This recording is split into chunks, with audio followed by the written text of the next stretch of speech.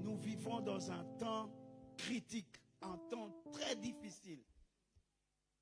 Et aujourd'hui, nous avons beaucoup de choses qui rentrent dans la maison de Dieu et qui est en train de transformer non pas seulement le monde dans lequel nous vivons, mais aussi dans le corps de Christ.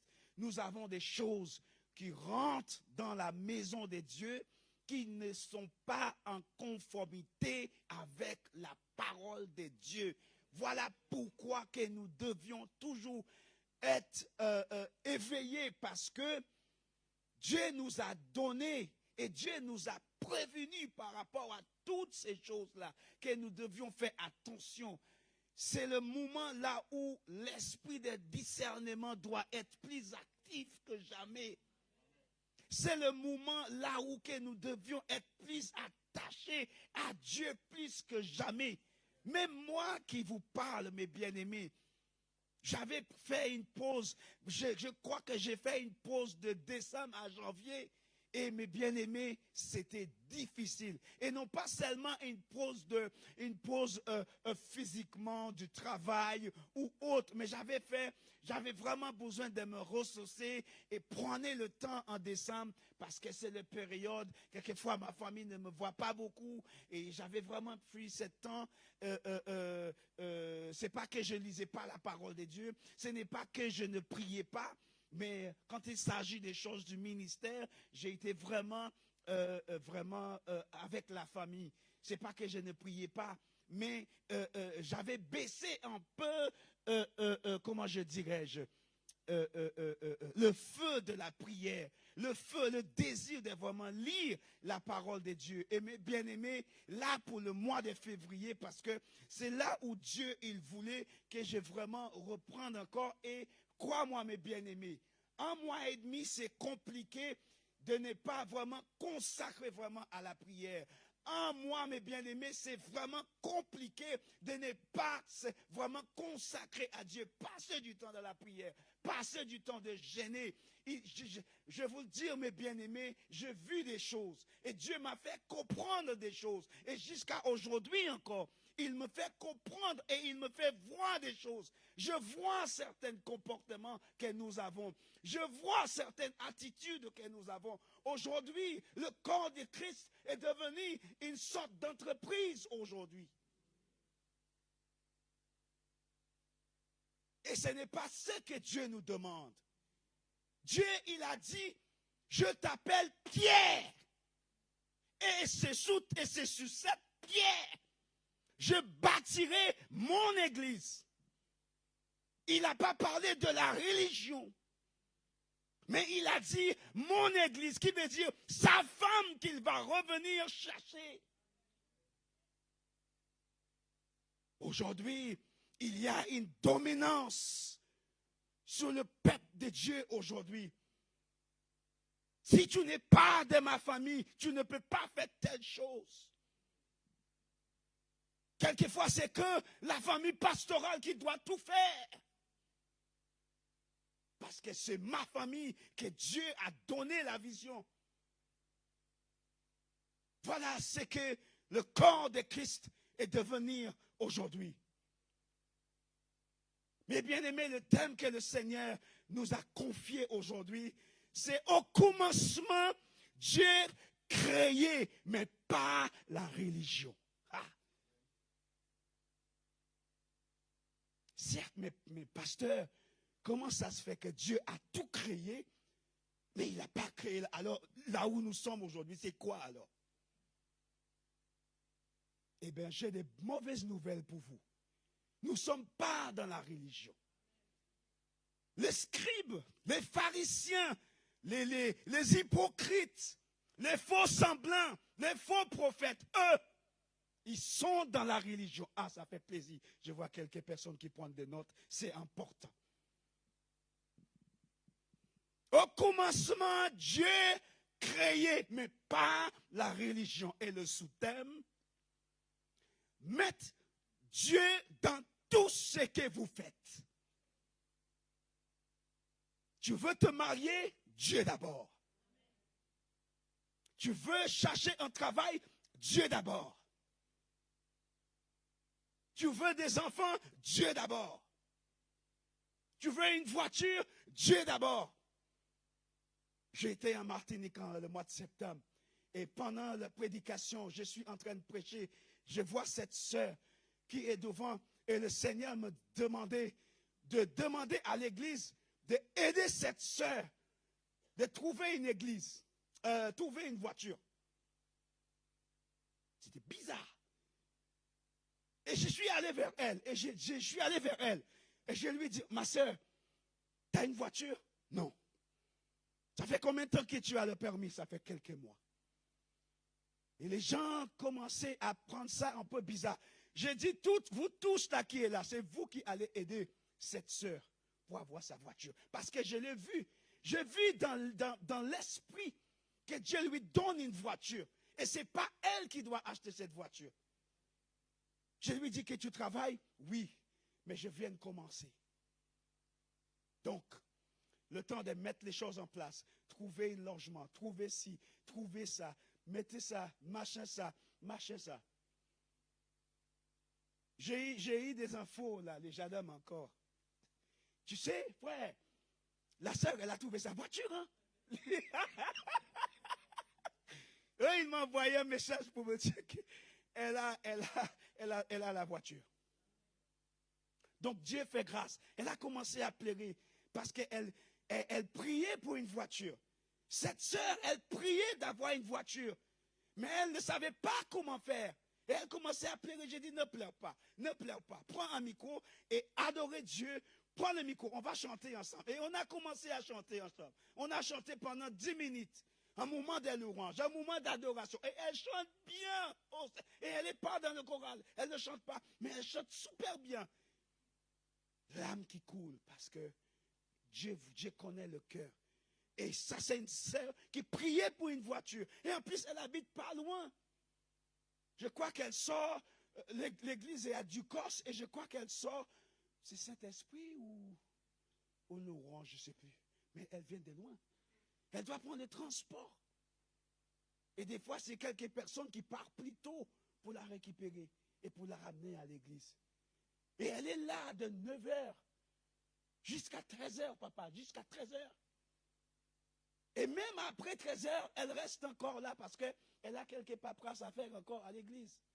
Moi, je n'étais pas au courant de tout ça. C'est le pasteur qui me dit tout ça. Et là, maintenant, elle a sa voiture. Elle peut rouler tranquillement, elle peut rentrer chez elle, elle peut aller au travail, après le travail. Parce que quand il y a culte dans la semaine, elle ne peut pas. Elle est obligée de rentrer directement parce qu'elle n'a pas de voiture.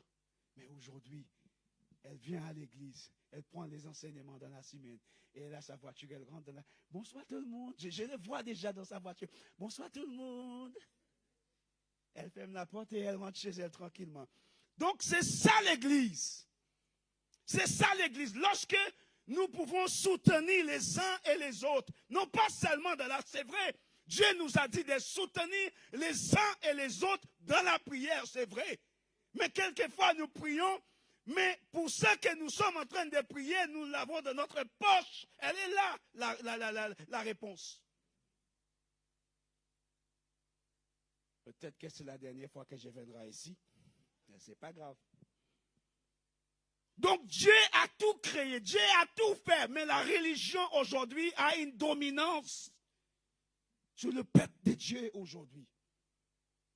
Aujourd'hui, il y avait une époque, lorsque nous avons des projets en cours, nous cherchons d'abord la face de Dieu. Nous cherchons d'abord le conseil de Dieu. Nous cherchons d'abord si c'est sa volonté. Et aujourd'hui, nous planifions des choses, nous mettons des choses en place. Et quelquefois, nous ne prions même pas pour cela. Parce que pour nous, Dieu nous a déjà donné la capacité. Mais ça ne veut pas dire que parce que Dieu nous a donné la capacité de faire des choses que nous ne pouvons pas aller voir notre Père. Est-ce qu'il y a un enfant ici qui pensait à faire quelque chose et ne dites pas, papa, Voilà une idée que j'ai. Est-ce que je peux le faire?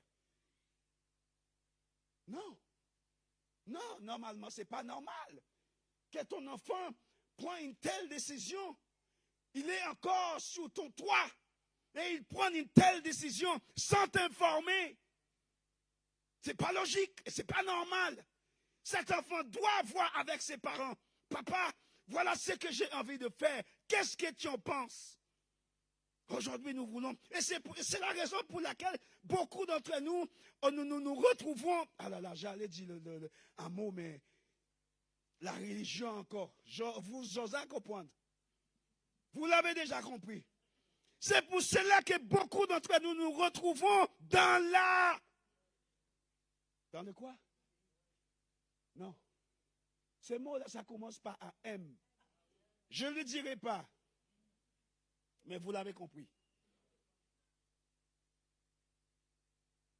Je ne suis pas dans la religion.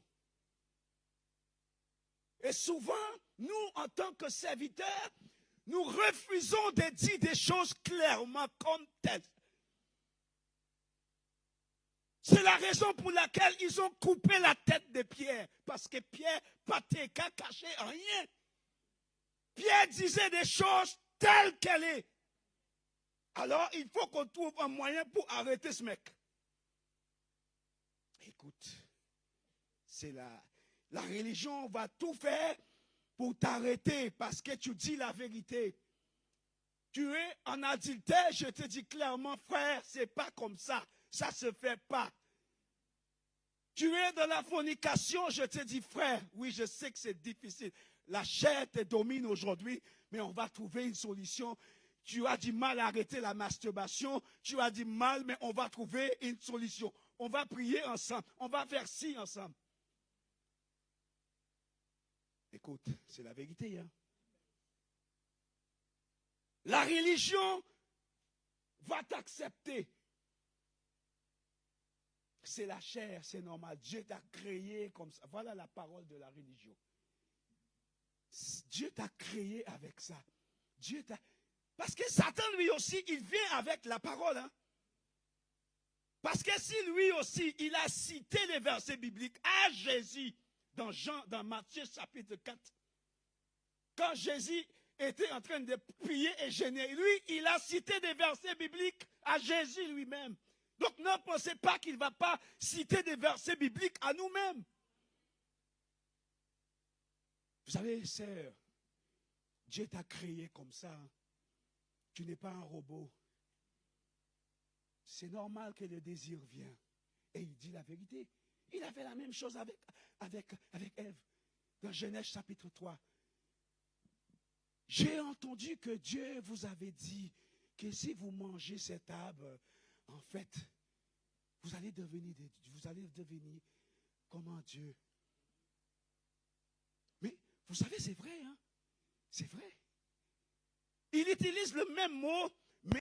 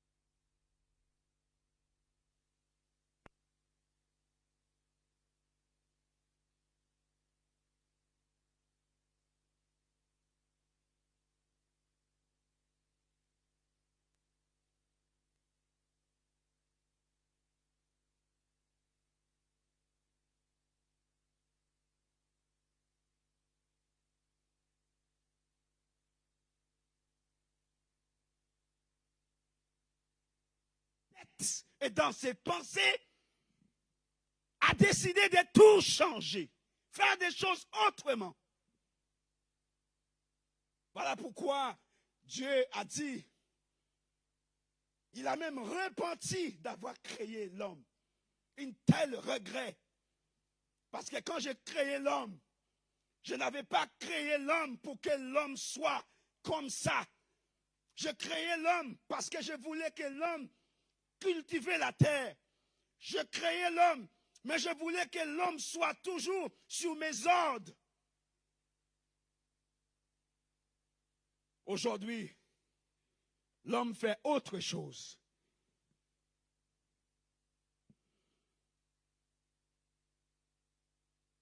Le monde est devenu corrompu par les hommes. Nous ne vivrons plus dans un monde que Dieu a réellement créé. Il est devenu relaté et contaminé. La contamination prend une proportion tellement grande dans le corps de Christ que nous ne savons même plus à qui appeler pasteur. Nous ne savons même plus à qui appeler frères et sœurs. Nous ne savons même plus à qui appeler tel et tel. Tout le monde veut être derrière la chair. Tout le monde veut être avec le micro. Tout le monde veut faire ci. Tout le monde veut être voix. Tout le monde veut être cela. Tout le monde veut être aux commandes. Dieu a choisi des personnes. La religion a pris une telle ampleur et une grande importance,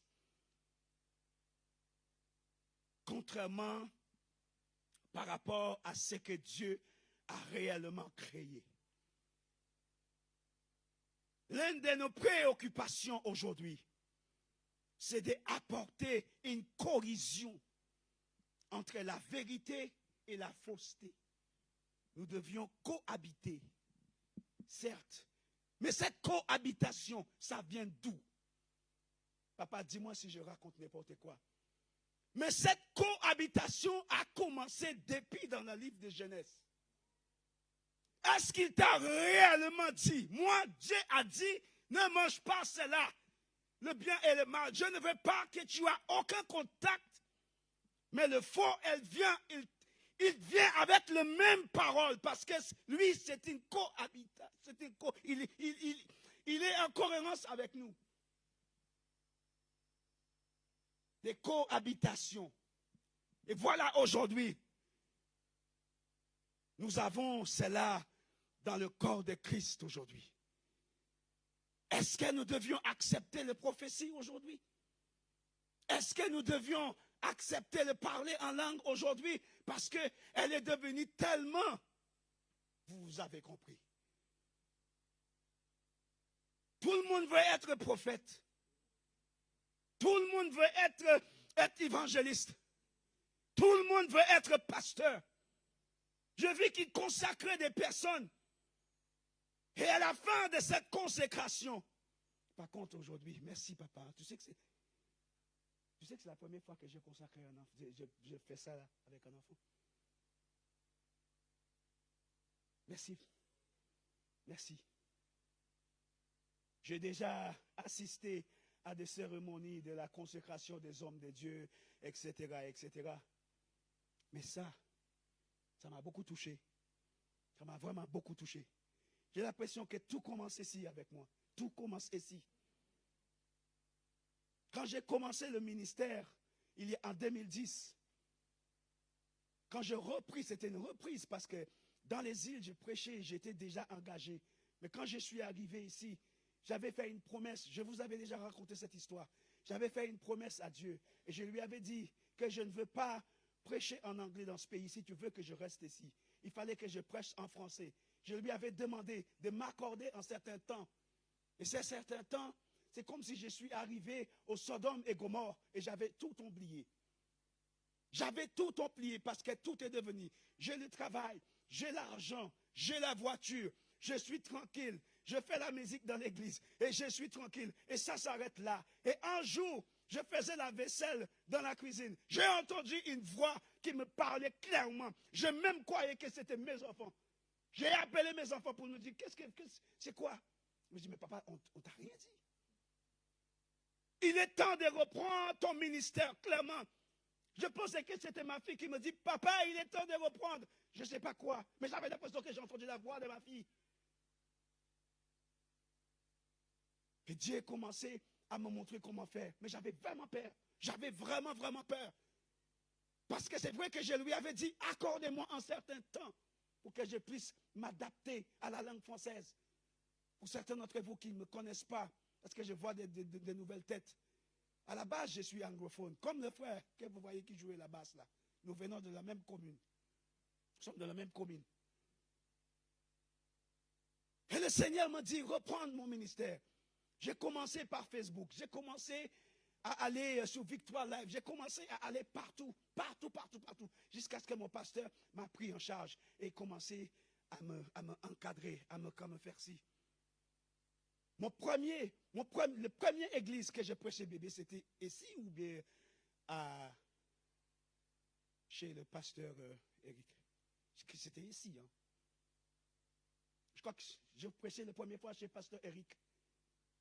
Et la deuxième fois, c'était ici. Mais depuis, j'ai passé ici en 2018.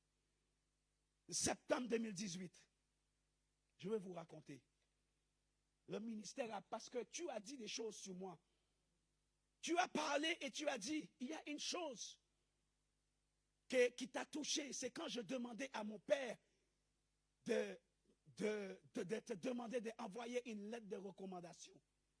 Et il a prophétisé sur moi. Peut-être qu'il ne savait même pas.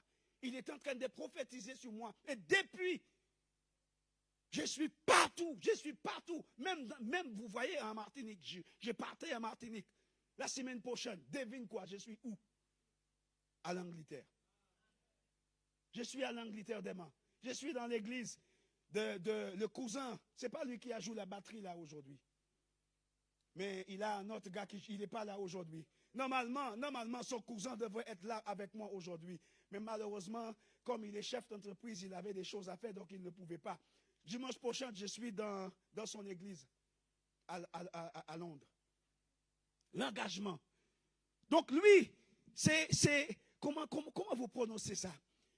C'est comme si, comment vous dites ça? C'est comme si picole ma.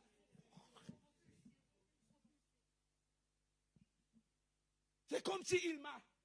Ton ministère va aller au-delà de la France. Souvenez-vous, là, il m'a dit ça. Ton ministère va aller au-delà de la France. Ton ministère va grandir. Ton ministère va faire ci. Ton ministère. Aujourd'hui, je suis partout. Même, hey, Cameroun aussi me demande. Cameroun aussi me demande. Oh. Depuis l'année dernière. Mais ça doit se faire petit à petit. Donc, mes bien-aimés, pourquoi je vous dis tout ça? C'est parce que quand tu écoutes la voix de Dieu, quand tu marches selon ce que Dieu te demande, je ne suis pas mieux que vous. Je suis le plus grand pécheur que vous me voyez là. Le plus grand. Je ne suis pas mieux que quiconque ici. Mais quand tu as décidé de te consacrer à Dieu, c'est jamais facile. Ce n'est pas facile parce que quand je regarde la vie de toutes les apôtres, il y a certains d'entre eux qui ont dit, ne me tuez pas comme mon Père. Seigneur, mettez-moi tête en bas, tournez-moi dans l'autre sens. Je ne suis pas digne de mourir comme mon Père. Je crois que c'est Pierre qui a dit ça. Hein? Je ne suis pas digne de mourir comme mon Père. Qui entre nous aujourd'hui, même moi qui vous parle, je ne pense pas que j'aurai ce courage de faire cela. Certains d'entre eux, j'ai entendu, ils ont mis dans une grande baril comme les poissons, comme les poulets que tu es en train de préparer. De l'huile chaude. Et si je raconte n'importe quoi, il va prendre le micro. Ce n'est pas du n'importe quoi que je raconte. Voilà, Jean.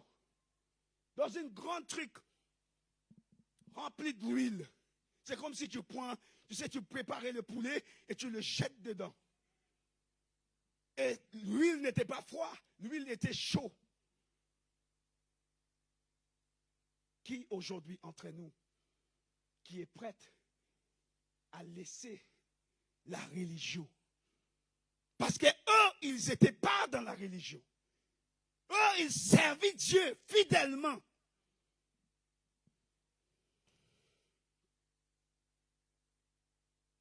Une corrosion et une moralité. L'Église, je ne dis pas que certains d'entre nous, on a besoin. On a besoin de cela pour être heureux. Mais c'est comme si aujourd'hui, cette chose aujourd'hui, nous refusons de conseiller les uns et les autres, de chercher premièrement le royaume de Dieu. Mais aujourd'hui, nous cherchons les mots justes. Les mots justes pour donner à mon frère. Les mots justes pour donner à ma soeur. Voilà ce que Dieu a créé et devenu dans la maison de Dieu aujourd'hui. Nous allons lire un verset biblique. Genèse chapitre 1.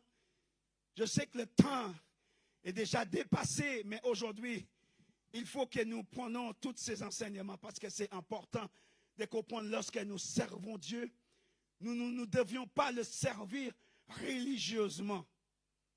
Parce que je constate, et vous ne pouvez pas me dire le contraire, grâce à Pasteur Picole et mon père spirituel, bien évidemment, je visite beaucoup d'églises. Et je vois, je ne dis pas que votre cœur n'est pas sincère. Je ne dis pas que votre cœur ne parle pas avec Dieu. Mais quand le cœur parle, ça explose à l'extérieur. Personne ne peut pas me dire, quand ton cœur parle, tu restes insensible à cela. Personne.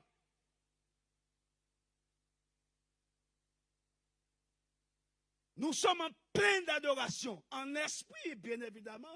Ce n'est pas vous, hein? C'est pas vous. Nous sommes en pleine d'adoration ou bien de louanges. Je dis plutôt adoration, parce que quand c'est louange, tout le monde devant la cadencer. On danse devant. Mais l'adoration, c'est tellement intime. Voilà comment nous sommes.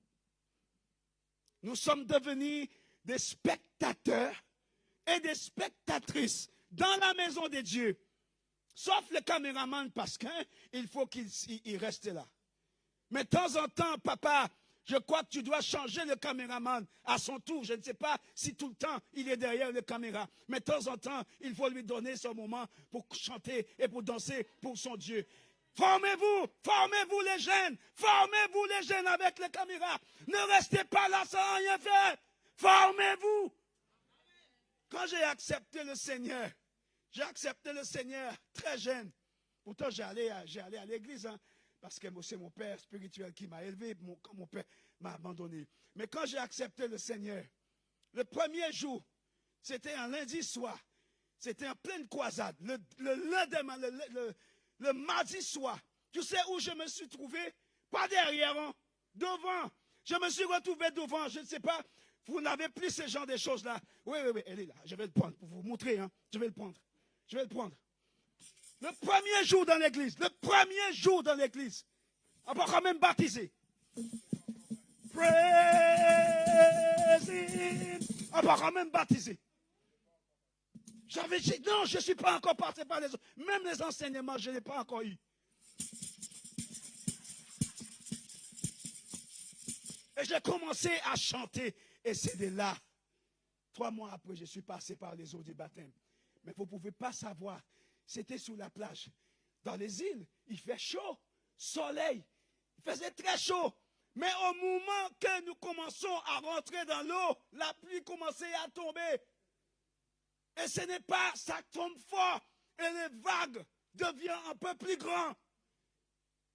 Quand on baptisait, tu voyais pasteur Xavier, les vagues lui portaient comme ça avec l'autre pasteur qui était avec. C'était calme ces jours-là, très calme. Après, un dimanche après-midi, c'était très calme, mon frère. Mais dès que le pasteur Xavier est rentré dans l'eau avec l'autre pasteur, il est en train de prier, mais tu le vois comme ça. Le vague, tout d'un coup, et la pluie commençait à tomber. Aujourd'hui, toutes les personnes qui sont passées par des eaux du baptême, certaines sont aux États-Unis, des pasteurs, des évangélistes, des docteurs.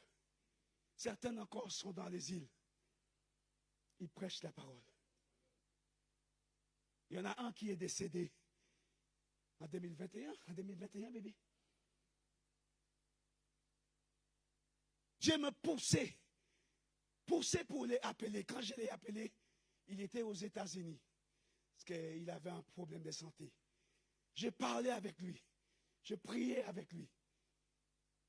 2 semaines après, sa femme m'envoie un message. Pasteur Edmond est décédé. Le Covid l'a emporté. Et c'est lui qui était à la tête après le départ des avions. C'est lui qui était à la tête de l'église là où je suis, passé par les eaux des baptêmes. Mais bien aimé, lorsque on est engagé dans le Seigneur, nous ne regardons pas derrière.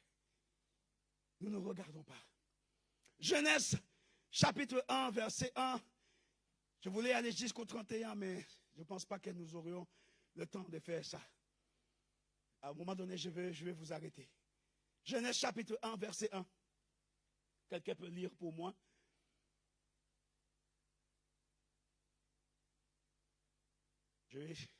Parce que peut-être le micro n'est pas encore allumé. Genèse 1, à partir du verset 1. Au commencement, Dieu créa les cieux et la terre. La terre était informe et vide. Il y avait des ténèbres à la surface de l'abîme et l'Esprit de Dieu se mouvait au-dessus des eaux. Mais quand on parle de... Je sais que ça, ce n'est pas le sujet d'aujourd'hui. Mais Dieu m'a fait comprendre quelque chose dans ces versets. Le mot, il est où ces mots-là? Vous voyez ces mots-là? Je fais des recherches. Et apparemment, c'est une espèce de tourbillon. Il y a un trou. Il y a un trou. Et là-dedans, il y a des choses. Papa, si j'ai dit n'importe quoi, n'hésitez pas à prendre le micro. Dans l'Apocalypse, quand je lis quelque chose dans l'Apocalypse à partir du chapitre 7, Jean, quand il était dans la révélation, Dieu lui fait voir un cheval tout en blanc et un monsieur qui était sur cette cheval, qui était le roi des rois, qui descendait. Et c'était lui le seul qui avait le clé pour ouvrir cet abîme. Lorsqu'il l'a ouvert, vous savez ce qui est sorti là-dedans? De démons avec le queue là-dedans. Et c'est eux, de toute façon, moi, ils ne vont pas me frapper parce que je prends pas ça, ça c'est sûr. Ils ne vont pas me frapper. Eux, ils sortent. Et la parole de Dieu nous dit, pendant 7 mois, il va lapider des gens sans arrêt. Jusqu'à ce que le Fils de Dieu va leur renfermer pendant combien d'années? Quand ils vont sortir dans cet abîme-là, on n'aura pas le temps, mais un jour, dans l'Apocalypse, commencez à lire l'Apocalypse chapitre 7 et vous verrez. Quand il sortira, mais là, ce n'est pas le sujet. Mais la terre était vide et chaotique. Quand on parle parce que le Bible que j'ai là, c'est le livre des Sommeurs. Il parle de la chaotique. Quand Dieu a créé la terre était chaotique et vide. Et le ténèbre, on parle de quelles ténèbres là? Vous allez me dire la nuit. Seulement quand vous êtes dans l'esprit, vous allez comprendre. Les ténèbres. Parce que quand nous descendons un peu plus loin, nous allons voir que Dieu n'a pas utilisé le mot ténèbres. Parce que la parole de Dieu Elle est l'esprit, mais c'est à nous dans l'esprit de comprendre. Nous ne pouvons pas lire ce livre n'importe comment. Parce que lorsque nous descendons vers verset 2, nous allons voir que Dieu va plus appeler, lorsqu'il va créer cela, il va plus appeler ça ténèbres. Mais il va appeler soir. Parce qu'il va leur distinguer. Mais les ténèbres resteront.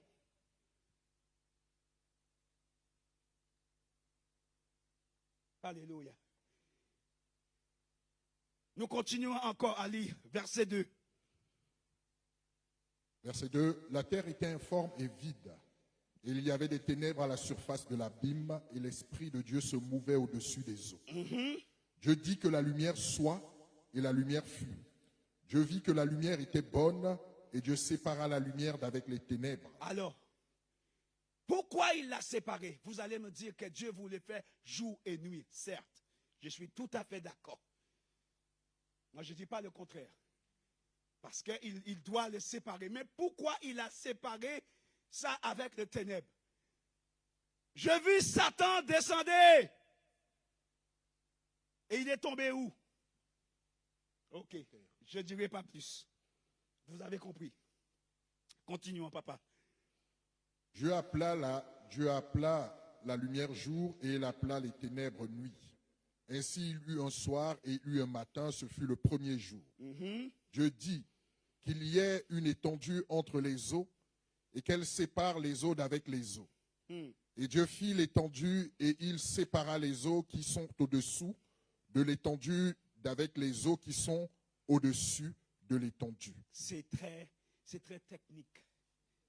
Mais c'est uniquement quand tu es dans l'esprit. Parce que nous parlons de là où les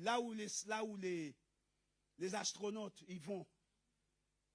Mais au-delà de là où les astronautes ils vont, il y a un autre en dessous aussi. Je ne rentre pas trop dans les détails, mais si un jour, si vous voulez m'inviter, bien évidemment, nous aurions un temps pour cela. Alors, verset 10. Disons verset 10. Verset 10. Dieu appela le sec terre et il appela l'amas des eaux mer. Dieu vit que cela était bon. Puis Dieu dit que la terre produise de la verdure, de l'herbe portant de la semence, des arbres fruitiers donnant du fruit selon leur espèce et ayant en eux leur semence sur la terre. Ok. Vous l'avez compris. Après il a créé toutes ces choses-là pendant 6 jours. Je vis quelque chose et je vous dis la vérité. Je vais vous dire ça, mais vous resterez de me foutre dehors. Vous connaissez mon père spirituel, certains d'entre vous ne le connaissez pas, mais quand il vient ici, il dit des choses, quand il prêche. Je vis quelque chose dans Genèse, qu'après le 7e jour, Dieu a reposé. Mais pour combien de temps? Parce que Dieu n'a pas reposé toute la journée, en fait. Je dis la vérité, je ne dis même pas à mon pasteur. Je dis la vérité ou pas? Dieu n'a pas reposé toute la journée. Il a sanctifié la journée, certes. Mais il n'a pas reposé toute la journée.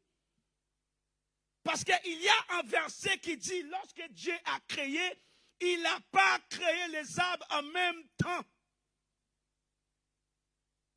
Et il y avait, aujourd'hui, on voit certains endroits dans les grandes maisons, quand il fait chaud, tu as jusqu'à ouvrir quelque chose chez toi et ton jardin.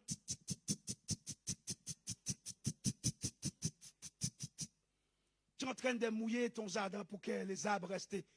Dieu avait déjà créé ça. Et quand j'ai vu ça, j'ai dit, waouh!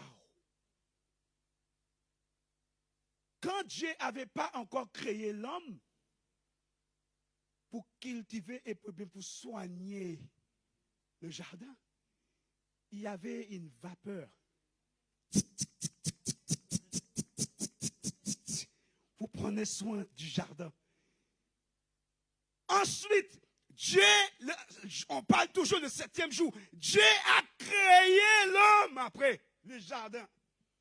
Nous parlons toujours le 7e jour, mes bien-aimés. Dieu a créé. Au 7e jour, Dieu bosse encore. Alors, les adventistes, vous êtes là ou pas? Parce qu'elle vous dit que Dieu a reposé clairement et il n'a rien fait d'autre. Quand on vient voir pour vous dire que le 7e jour, il ne faut rien faire, vous le montrez ces versets bibliques dans Genèse. Au 7e jour, Dieu continuait à travailler parce que Dieu a créé l'homme le 7e jour. Dieu a continué à travailler dans le jardin pour créer le jardin entre le bien et le mal au 7e jour. C'était au 7e jour que Dieu a dit à Adam parce que Ève n'était pas encore là.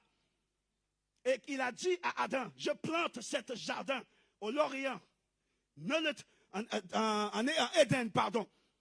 Je le créé, mais il y a des arbres ici que vous n'avez pas le droit de toucher. Je pense qu'il a dit ça à sa femme après. Vous savez ce que Dieu a fait au 7e jour? Dieu s'est mis en arrière-plan, bien-aimé. Dieu s'est mis en arrière-plan et Dieu demande à l'homme, c'est à toi. Tu vas décider cet animal. C'est toi qui vas le nommer. Dieu a vu qu'Adam a nommé tous les animaux, toutes les arbres. Et Dieu s'est mis en arrière-plan. Dieu regarde.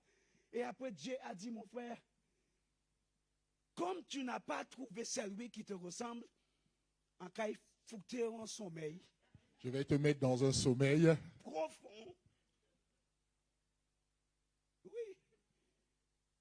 Dieu était le premier, comment on appelle ces médecins-là, les chirurgiens? Dieu foutait une anesthésie. Allez, boum. Dieu lui a fait une anesthésie. Tout en dehors, direct. Et il y a quelque chose de coupé. Encore voir les médecins là. Et Dieu a arraché ça. Et ensuite, il l'a mis dans Lydie. Et c'est pour cela, pendant qu'elle chaînait toutes les années, après qu'elle a fini de faire toutes ses études, donc elle a trouvé son travail, elle a trouvé logement, elle a tout, elle a commencé à gêner. Seigneur, je suis prête. Alors, il est où? Il est où? Tu m'as donné ses comptes, il est où? J'ai besoin de la voir. Montre-moi. Et un jour, le Seigneur lui dit, tu vois cet homme là-bas là? Il a besoin d'aide. J'ai entendu, quand elle rentrait dans la voiture avec ses sœurs, elle pleurait. Parce que pour elle, cet homme-là, il est trop engagé. Il va devenir pasteur, il va devenir évangéliste. Il est déjà à fond dans le ministère et moi, je viens de commencer.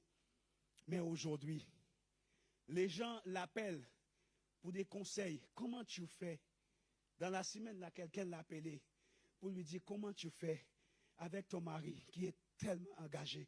Comment tu fais? Comment tu fais si? Aujourd'hui, elle est devenue le plus grand conseiller spirituellement. Et pourtant, il n'y a pas de cas voyer comme ça. Elle ne voyait pas comme ça. Pour elle, elle va être juste une simple, parce que c'est comme ça qu'elle faisait. Elle venait à l'église, dès que le pasteur dit bonne journée, elle est déjà à la porte. Je disais aux musiciens, hey, les gars, je dois vous laisser parce qu'il y a quelqu'un que je dois bloquer là. Même avant, parce que je faisais le piano. Je partais, je l'ai passé de, hey, tu vas où? Tu me dis pas bonjour avant de partir. Ouais, parce qu'elle doit travailler, parce qu'elle travaillait l'après-midi. Mais il faut qu'elle me dise bonjour. Mais elle avait peur. Voilà ce que Dieu fait. La religion, c'est croire en Dieu, assister à des services comme nous faisons là. À des services religieux, apprendre. Bon, nous, là, on n'est pas dans les églises catholiques. Hein. Le catéchisme, comme je faisais. Moi, j'étais catholique. En tout cas, bamoun, l'hostie. Je donnais aux gens de l'hostie. Et je portais le grande croix. Eh oui. Dieu m'avait déjà sélectionné depuis longtemps. Ah bah oui, j'étais devant avec les prêtres. Et oui, j'ai porté le grand robe déjà. Oui, oui, oui. Et j'ai donné le l'hostie, ce qu'on appelle aujourd'hui le Saint-Seine. Assister à toutes ces cérémonies. Ça fait, se fait baptiser, recevoir la communion, parce que c'est comme ça qu'on appelle ça. C'est comme ça qu'on accueille ça en Martinique. Hein? La religion, c'est observer la tradition. Papa, il y a des traditions dans les choses de Dieu ou pas? Oui. Ok, nous continuons. Des rituels. Papa, il y en a ou pas? Oui. Ok. Et des cérémonies à apprendre à faire la différence entre le bien et le mal. Il y a ça aussi ou pas? Oui. Ok, nous continuons. Je ne vais pas raconter n'importe quoi. La religion est libre et mémoriser l'écriture et offrir la prière donnée aux pauvres. Est-ce que l'Église fait ça? On donne aux pauvres ou quoi? On ne donne pas, hein? Parce que moi, quand je vais à l'église le dimanche matin, dans mon église, moi, j'ai vu ça. Dans le secteur là où on est là, ma soeur, il y a un monsieur qui, oh là là, il dort sur le pont. Je n'ai pas encore vu les membres de l'église dans laquelle je suis font ça. Mais il y a beaucoup d'églises qui sont autour. Ils regardent le monsieur. Il est ramassé. Il passe. Et on va adorer Dieu. On oublie les SDF et on donne beaucoup à l'église. On donne beaucoup. Mais cet homme-là, un jour, je suis arrêté et je me suis assis sur le lit sale. Moi, j'étais, vous voyez, avec ça, bien constat, j'ai assis là. Et je suis en train de parler avec lui. Comment ça va? Comment si? Comment ça? On parle. Vous savez comment les gens qui passaient pour aller dans les autres églises me regardaient?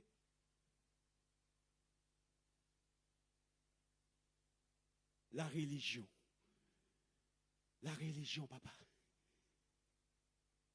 Ma femme et moi, on a un projet. Et ça va se faire. Normalement, on devait le faire dimanche dernier, mais quand je suis arrivé, je crois qu'il n'était pas là. Préparé à manger pour lui. Je crois qu'en sortant de l'église, je vois qu'il avait un coca et un sandwich. Quelqu'un lui a peut-être donné quelque chose. Mais c'est un homme que j'ai besoin d'aider. Chaque dimanche, il faut que je... Parce que j'ai commencé à aider les SDF dans la rue. Si vous me suivez sur TikTok, vous allez voir. J'ai commencé, ça c'est un projet qui, depuis novembre 2024, j'ai commencé ces projets. Quand je vois des SDF, même si c'est le dernier centime, je donne. Je m'assois avec eux, je parle. Il y en a certains dans le magasin, là où je suis là, frère, mon gars Cisé, je m'assois et je parle avec eux. Je dis, mais tu as quoi dans ton sac? Tu as tout ce qu'il faut, tu as besoin de quoi? Je rentre. Je rentre, même si c'est la carte bleue de ma femme que j'ai, je prends. Et j'achète des baguettes, j'achète des boissons. Jusqu'à ce que je vois qu'elle cherche des trucs, je donne. C'est la parole de Dieu que je prêche. C'est la parole de Dieu. Elle fait la jalousie. Et tu ne m'as pas acheté ça. Tu l'as acheté pour elle, mais tu ne m'as pas acheté ça. Ton tour viendra. Mais je m'occupe des personnes parce que en ce moment, depuis le mois de novembre, le Seigneur je ne peux plus regarder ça. Même dans la rue maintenant, quand j'arrête au feu, je fouille. Je fouille. Là, j'ai oublié quelques centimes que j'avais, quelques sous que j'avais. Je l'ai oublié dans mon sac. J'ai pris juste pour le foin ce matin. Mais je n'ai pas encore croisé. Mais si en rentrant là, je croise des personnes. Ça, c'est sûr. Voilà, je donne des trucs. Je donne. C'est important. La religion risque de te dire de faire ça, mais c'est pour la gloire, pour faire voir. Mais moi, je faisais ça, mais j'ai une autre idée. Je vais commencer à distribuer les Bibles et des petites tracts pour eux. Peu importe le race, peu importe. Même si tu ne parles pas français, tu parles anglais, je parle anglais. On va parler. La religion, c'est ça. Chanter dans le choral, venir aux aides aux pauvres. Voilà. On doit faire toutes ces choses-là. Voilà, c'est toutes ces choses qu'on doit faire. Pour aller un peu plus vite, la religion se présente donc comme une structure organisatrice inventée par les hommes qui fait par leurs autorités. Je vous avais parlé par des autorités. Ils utilisent leurs autorités sous les brebis. Les pharisiens, ils le faisaient aussi. Les autorités et leur loi à laquelle nous reconnaîtrons un pouvoir religieusement parlant, qui ne viennent donc pas de Dieu, mais de l'homme. Elle n'est pas éternelle, la religion. Elle ne peut pas s'imposer comme étant autorité et ultime absolue des choses de Dieu. La religion a son importance, bien évidemment, dans la société, mais uniquement dans la mesure où elle nous conduit à connaître Christ est mort pour nos péchés et qu'il offre maintenant la possibilité de vivre sa foi. Si la religion t'empêche de faire ça, fuis, courir, ne restez pas là. Sa foi en ce qui concerne la confiance en Jésus-Christ. Dieu dit de sortir au milieu d'eux. Je vous ai dit tout à l'heure, il faut fuir. Dieu nous dit de sortir au milieu d'eux. La religion, il faut sortir, il faut le quitter. Si nous sommes un peuple, soi-disant appelé, le peuple de Dieu, les enfants de Dieu, les appelés de Dieu, mes bien-aimés, il dit aussi que ces brebis entendent sa voix et elles le suivent. Nous ne suivons pas la religion. Nous ne suivons pas les choses qui ont été fondées par les hommes, mais nous suivons Christ qui est mort sous la croix, qui est venu, qui a donné sa vie pour nous, mes bien-aimés. Voilà ce que nous devions suivre, pas la religion. Je suis obligé d'être à l'église. Hey, c'est choquant, hein? Je suis obligé d'être à l'église pour prier. Je suis obligé d'être à l'assemblée pour lire la parole de Dieu. Certains d'entre nous, nous ne lisons même pas la parole chez nous. Il y a certains d'entre nous, peut-être notre Bible, elle a le poussière dessus.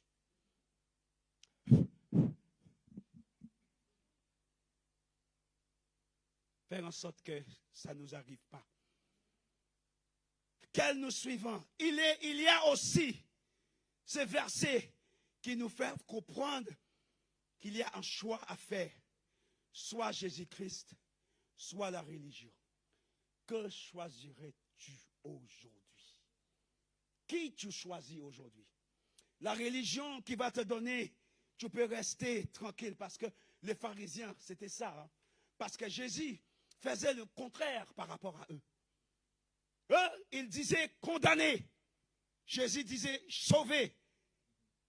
Les pharisiens disaient il faut la tuer parce qu'elle était coupée, elle était en direct dans l'adultère. Il faut la tuer. Jésus a fait la différence. Quand il a marqué sur le sol, tu vois le sol là qu'il a marqué dessus, la religion est là et Christ, elle est là. La religion va te dire, c'est tout à fait normal que ça t'arrive. La religion va te dire, tu prendras la décision un jour, tu vas te marier, tu peux continuer à vivre avec ton homme dans ta maison.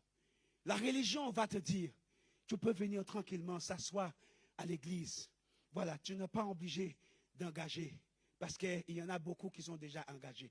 La religion va te dire, voilà, tu ne peux pas être dans la cuisine. La religion va te dire que tu ne peux pas nettoyer le sol de l'église. La religion va te dire si. La religion va te dire ça. La religion va te dire que tu ne peux pas marier avec un Européen. Tu es de la Martinique. La religion va te dire que tu ne peux pas faire ci, que tu ne peux pas faire ça, que tu n'es là, que tu es. La religion, parce que les pharisiens, ils parlaient comme ça. Les pharisiens disaient, Moïse nous a dit. Moïse est Dieu. Bien évidemment, Moïse t'a dit. Et vous savez pourquoi Moïse vous avait dit ça? Par rapport à quoi? Par rapport à quoi? Voilà. Moïse a mis toutes ces choses en place parce que notre cœur était trop dur. Moïse a mis toutes ces choses-là en place. La religion, toutes ces choses. Mais Dieu ne voulait pas ces choses-là. Voilà pourquoi Dieu est venu. Il n'est pas venu pour condamner. Ça ne veut pas dire parce que tu sers Dieu, tu tombes dans la fornication, que Dieu, il va te plus reconnaître. Ton grand frère est tombé dans le péché aussi. Adam est tombé dans le péché. Mais qu'est-ce que Dieu a fait? Dieu quand même continué à la chercher. Adam, tu es où? J'ai l'habitude de te voir ici. On a rendez-vous ici tous les jours. Tu es où? Ne laissez pas parce que tu es tombé dans la masturbation que tu ne peux pas venir à l'église pour chanter, ou bien parce que tu es tombé dans ça, tu ne peux plus lire la Bible. C'est le diable qui te dit ça. Dieu, il pardonne. Dieu, il fait grâce, bien-aimé. Tu es tombé dans l'adultère. Dieu peut te pardonner. Mais la religion va te dire, va voir un avocat. Dieu a dit, si l'un d'entre nous est tombé dans l'adultère, certes, mais moi, je crois profondément le pardon. Je tiens énormément à ça. Parce que ce monde de divorce aujourd'hui, elle est devenue tellement l'une de nos priorités en France. Je crois que dans les pays européens, peut-être c'est la France qui a le plus de divorces. Je ne sais pas, je n'ai pas encore fait des recherches. Peut-être je raconte n'importe quoi. Mais la divorce est devenue tellement grand aujourd'hui. Je marie aujourd'hui et en masse, je peux te divorcer. Pour un simple, ouais, un petit truc. Tu es marié. Tu sais, tu vas marier avec cette fille-là. Tout simplement, elle va découvrir que tes chaussures, ça sent un peu mauvais et tu ne le mets pas à la place. Elle risque de te divorcer à cause de ça. Et elle va raconter ça à ses copines. Oh là là, ces chaussures sentent tellement mauvais, je ne peux plus supporter ça. Lui, je l'ai divorcé. Oh là là, quand elle a ses règles, oh là là, ça. Aujourd'hui, le monde, aujourd'hui, ils sont en train de... Tu sais, quand tu te maries, il y a des choses qu'aujourd'hui on dit pour le meilleur et pour le pire. Cette génération-là aujourd'hui ne veulent plus entendre. J'ai clairement entendu une jeune fille dire sautez le pire, s'il vous plaît. C'est la vérité. Elle a dit sautez le pire parce que tu ne m'as pas enseigné tout ça. Le pasteur a dit oui, je t'avais dit ça. Quand elle va sortir dans les toilettes, ce n'est pas le bon parfum qui va sortir. Pour le meilleur, pour le pire. Quand elle est enceinte, c'est le moment que tu dois masser le pied. C'est le moment où tu dois acheter le sel pour mettre dans l'eau et masser ses pieds parce qu'elle aura besoin. Quand elle aura du mal à tourner sous le lit parce que son ventre est trop gros, tu dois l'aider à tourner. Je ne peux pas vous raconter des choses que je ne sais pas. Toutes ces choses-là, c'est le pire. Toutes ces choses, c'est le pire. Quand elle a ses règles, elle ne peut pas être disponible pour toi, tu dois attendre. L'homme quitte la chambre. Sa tête et il va aller sur son PlayStation. Vous savez, quelquefois, laissez-moi vous raconter quelque chose. Quelquefois, des femmes, quand ils ont ça, pendant les 4 jours, certains d'entre eux ont besoin que tu fais ça avec elle. Juste ça. Elle ne demande pas grand-chose. Elle ne demande pas grand-chose. Il y a certains d'entre eux qui se terminent à l'hôpital pour aller prendre, parce qu'elle a une douleur. C'est pas du n'importe quoi, frère. Avant que j'étais fiancé avec elle, avant que je suis arrivé en France, j'ai allé se marier avec quelqu'un. Et c'était en île, pour vous qui venez d'Antigua, de Guadeloupe, vous peut-être connaître cette île qui s'appelle Antigua. À l'époque, c'est là que j'étais, dans les années 90. Et j'ai fréquenté une jeune fille, très engagée dans l'église. Et on allait se marier. Mais quand elle a ses règles, frère, il fallait que je l'accompagnais à l'hôpital. Parce que sa mère, des fois, travaillait. Et des fois, elle est obligée de quitter son travail. Tellement de douleur, parce que cette grosse flocon, vous les femmes, vous le savez de quoi je parle. À ces moments-là, cette femme, elle a besoin pour le meilleur et pour le pire. J'en dis pas plus. La religion va te dire, quittez cette femme. La religion va te dire, quittez celle-là. Ce n'est pas dans la volonté de Dieu. J'ai fait une erreur. Je ne peux pas. Le pire, non, ce n'est pas mon truc. C'est que le meilleur. Il faut qu'elle reste toujours belle pour moi. Il faut qu'elle reste toujours à mon hauteur. Et on dit ça avec une fierté. La religion va te dire, tu n'as pas le droit de faire à manger. La religion va te dire que c'est la femme qui doit faire à manger pour toi. Entre elle et moi, quelquefois, quand j'ai faim, j'ai envie de faire quelque chose, elle me dit, j'ai accompli mon ministère. Et pourtant, j'ai envie d'aller dans la cuisine pour préparer quelque chose. Hein. J'ai dit, chérie, j'ai faim, je suis dans la cuisine. Elle va quitter sur le canapé et elles viendront pour faire quelque chose.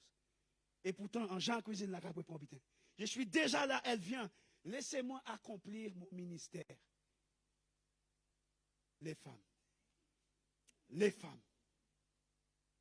Les femmes. Ah, ça a touché quelqu'un. Hein? Bébé, ton ministère a touché quelqu'un.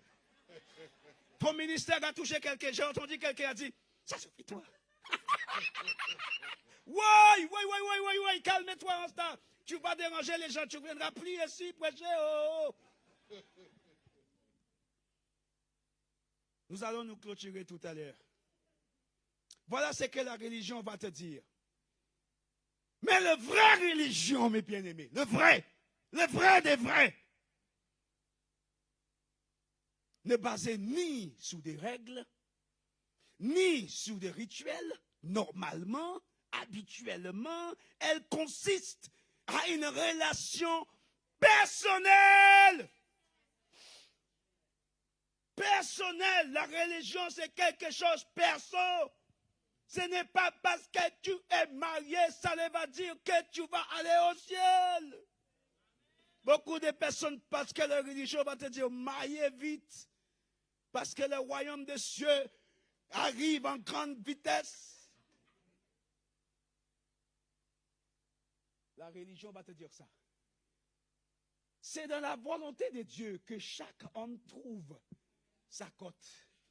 C'est tout à fait normal. Mais quand Dieu n'est pas prêt pour te donner cette femme, il sait pourquoi. Et ça va pour les femmes.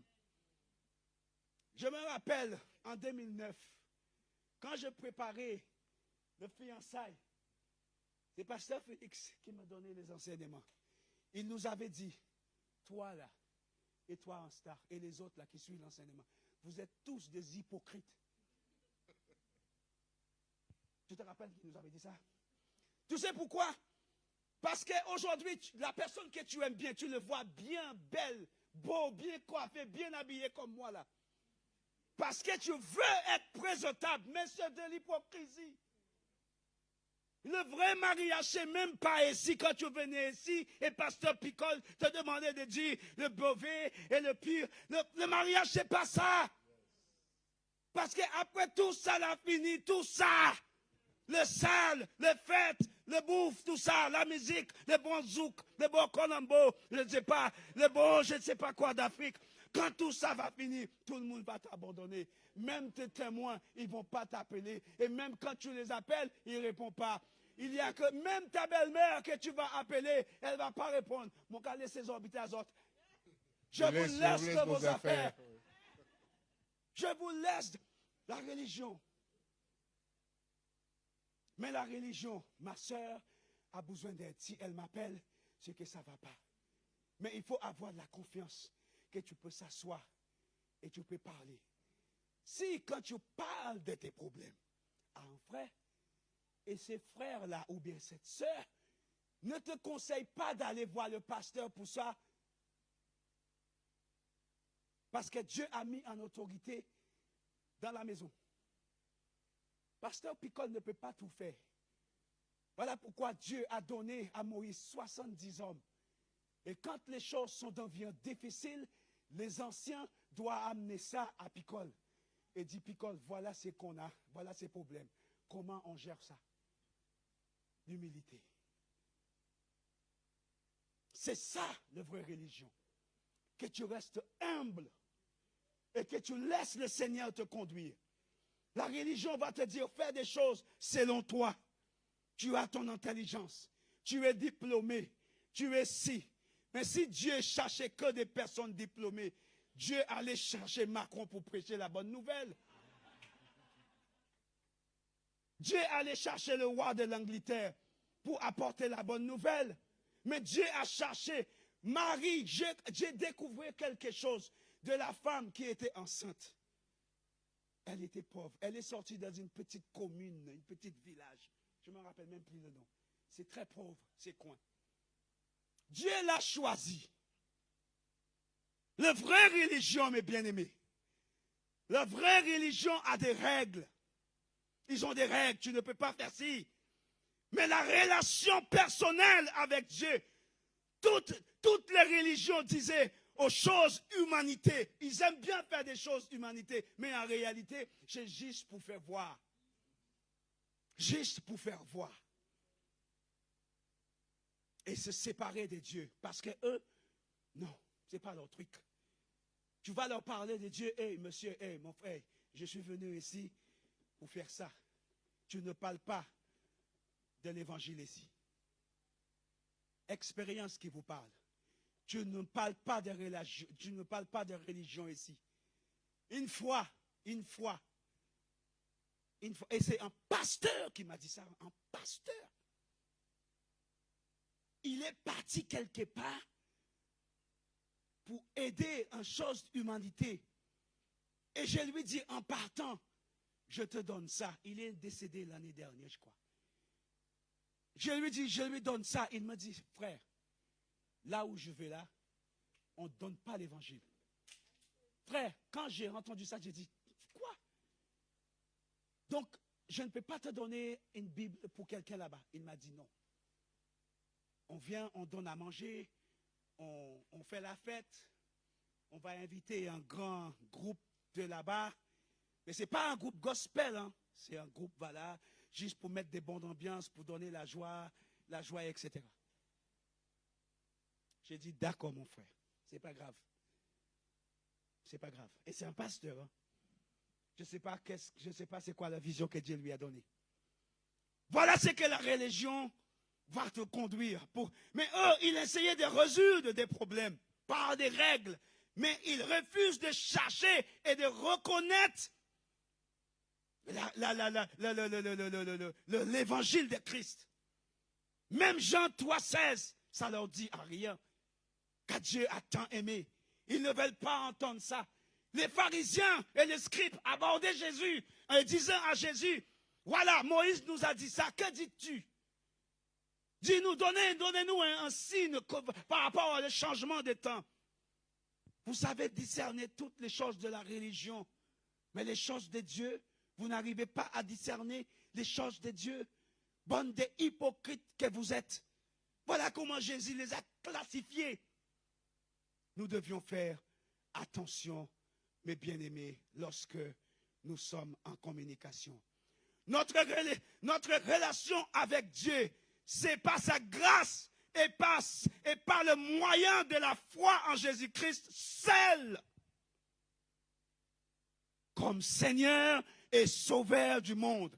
la religion des œuvres, la religion des règles, des rituels, par tenter de gagner la faveur de Dieu. Nous tentons de gagner la faveur de Dieu. Quand Dieu a dit que j'ai tant aimé le monde, quand Dieu a dit, vous tous qui êtes fatigués, venez à moi, vous tous qui êtes fatigués, et je veux vous donner du repos. Voilà pourquoi Dieu ne parle pas de religion. Nous avons mis la religion dans le corps de Christ. Nous avons mis des protocoles qui n'ont rien à voir avec la Bible.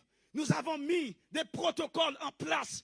Nous avons même, comment je dirais-je, nous avons même contrôlé le Saint-Esprit. Nous avons même contrôlé la manifestation du Saint-Esprit. Lorsque nous voyons, Dieu veut visiter. Vous savez ce que nous faisons? Nous coupons la louange et l'adoration. Parce que je suis préparé un message. Et il faut absolument que je prêche ce message.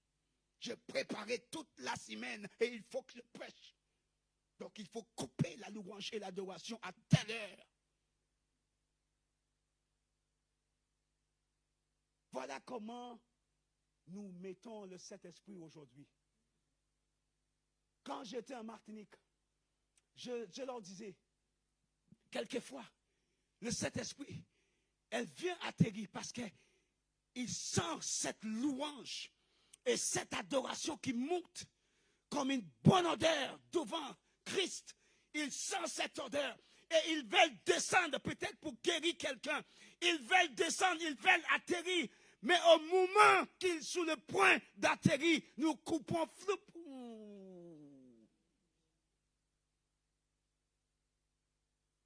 De cet esprit, si vous croyez que c'est moi que vous allez faire honte, vous n'allez pas me faire un accident là.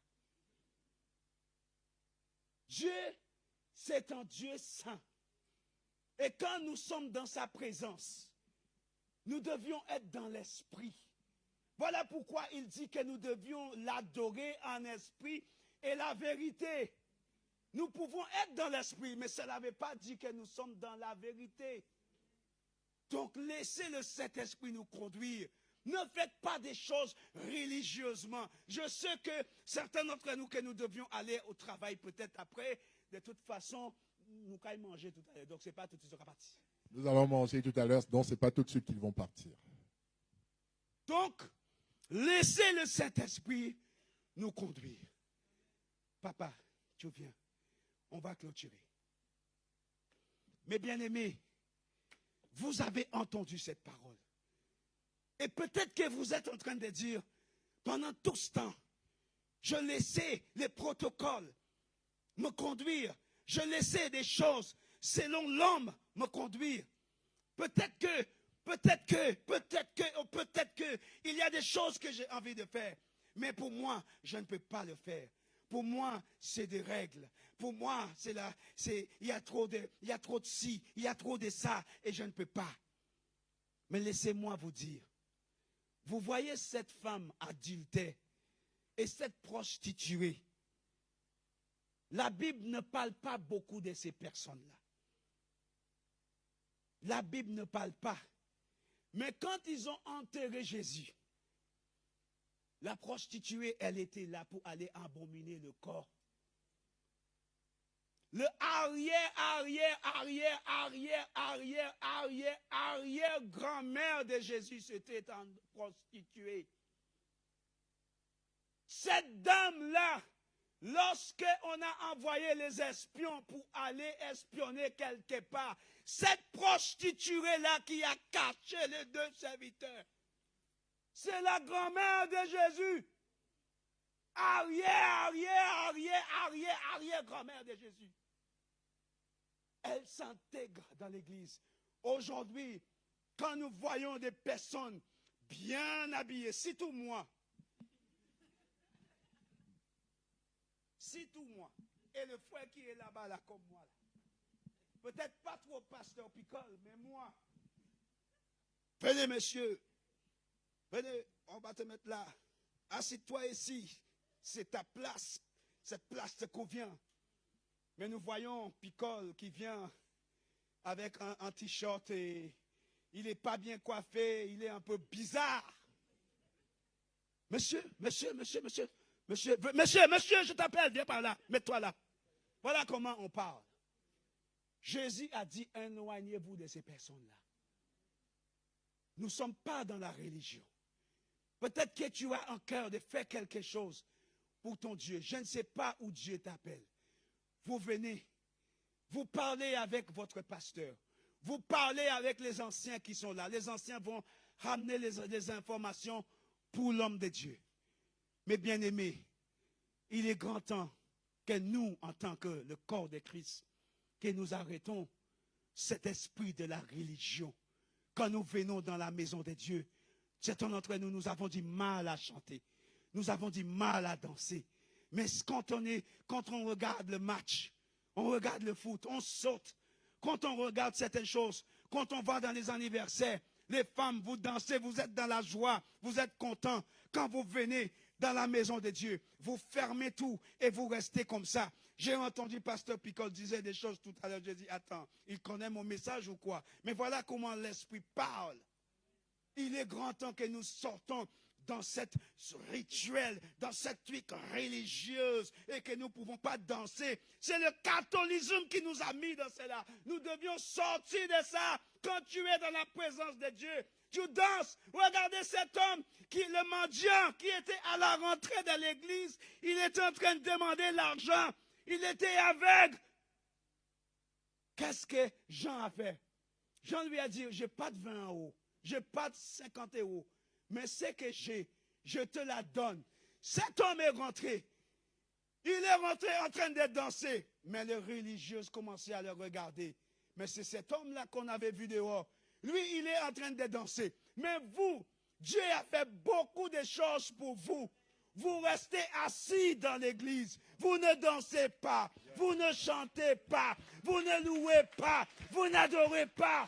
Désolé, peu importe ce que je porte. Le maquillage, si j'étais une femme, même si je suis bien maquillée chez moi, le mascara tombe, ce n'est pas mon problème. Même si mon mari, il ne me trouve pas beau, même si mon mari ne me trouve pas belle, mais je sais que mon cœur est en train d'adorer Dieu. Amen. Mes bien-aimés, sortez dans des choses religieuses et commençons à chercher et à louer Dieu en esprit et en vérité. Levez-vous, tel que je suis.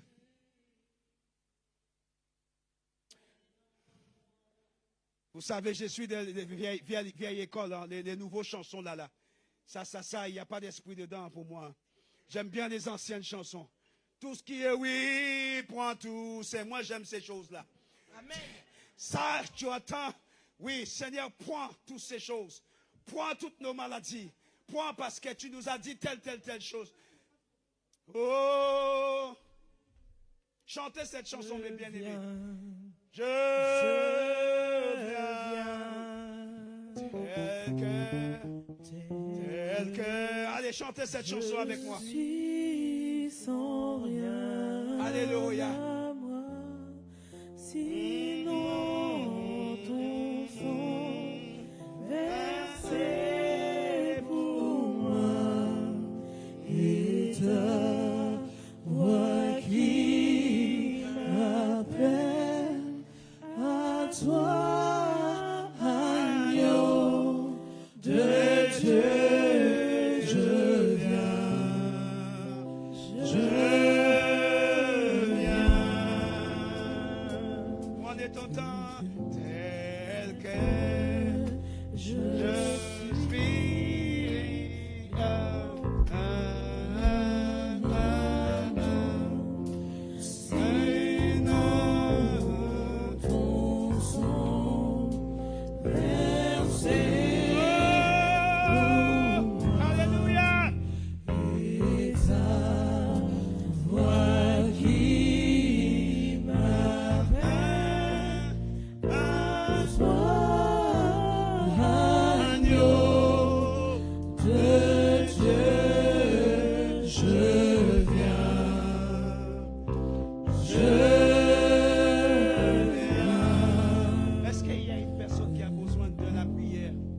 Peut-être que vous êtes timide. Mais Dieu a mis quelque chose en toi. Mais à cause de la religion, tu dis que tu ne peux pas.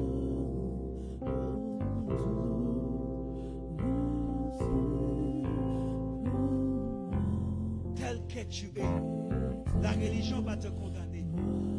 La religion va te dire que tu ne peux pas. Mais Dieu, il te dit que moi, j'ai besoin de toi. La femme adultère, Jésus a utilisé cette femme. Jésus l'a utilisé. J'étais le plus grand évangéliste. Dieu peut t'utiliser aussi aujourd'hui. Je suis bien si Nous avons le temps. à chaque instant, plutôt dehors, bientôt dedans, agneau de Dieu, je viens.